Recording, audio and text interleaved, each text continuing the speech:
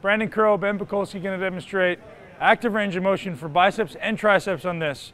One thing that's important to note, when I talk about active range of motion, it's really actually easy to remember. Biceps and triceps are exactly the same but opposites. So what we're going to do today is we're going to teach you the active range for triceps, and you can actually learn the bicep by flipping it on its end. So back here is a fully contracted tricep, and this is a fully lengthened tricep. So what does that tell you about bicep?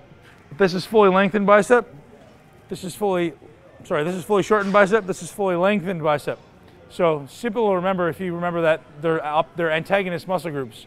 So we're going to show you how to work a tricep through its entire contractile range without even moving from this exercise and optimizing leverage.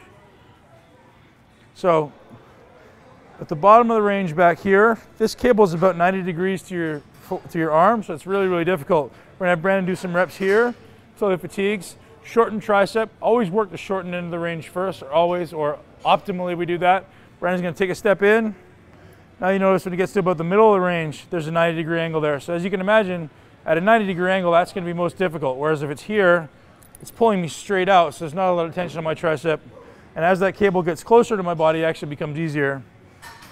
Then he's going to walk in further, and you notice there it's 90 degrees, so he's a little bit more lengthened.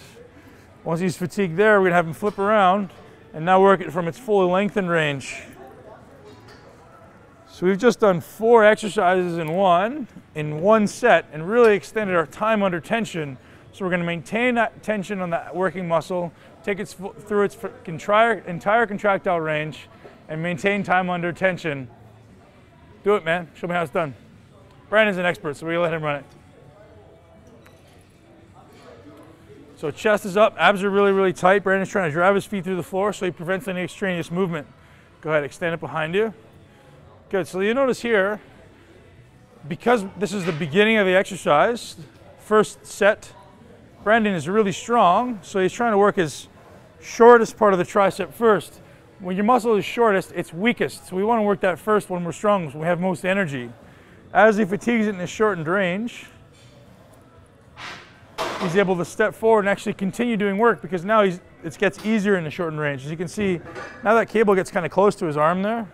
It's actually relative to his elbow, so now it's closer, so the weight will actually be less, or the resistance will be less. Now he walks really, really far in.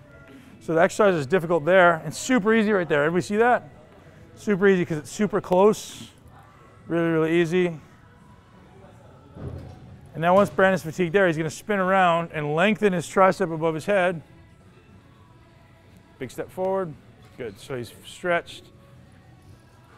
Good. So he's just changed the relative shoulder position of his exercise and completely changed the stimulus for the muscle. You notice he can keep going even though he may have pre-exhausted with the other ones, because we know that the more lengthened the muscle is actually closer to its strongest point. Good. One thing, that's good. So we've just worked a tricep through its entire contractile range with basically one exercise.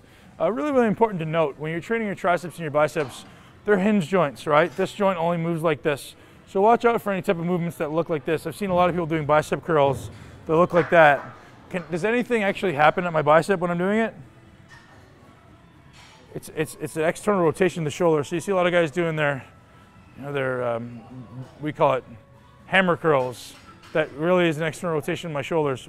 It needs to be a single plane movement in this direction. Sure, you can change the relative position of your shoulder, but it's not a shoulder movement. It's a bicep movement. It's a hinge joint. So same thing here.